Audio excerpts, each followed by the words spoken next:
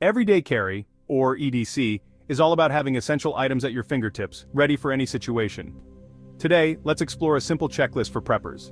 Start with a reliable multi-tool. It's compact, versatile, and perfect for small repairs or emergencies. Choose one with essentials like a knife, screwdriver, and scissors. Next, a flashlight is a must for navigating in the dark, while a portable power bank keeps your devices charged and ready to go. Always include a small first aid kit and carry your personal ID along with any necessary medications. Add a fire starter and waterproof notebook to round out your kit. These small tools can be lifesavers in unexpected situations.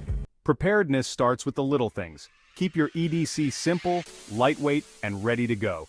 Hey, if you like this video and want more info on this topic, click on this video here. You can also get more life-saving information at isurvivethrive.com. Don't forget to subscribe to our I Survive Thrive YouTube channel. Check the description below for helpful links.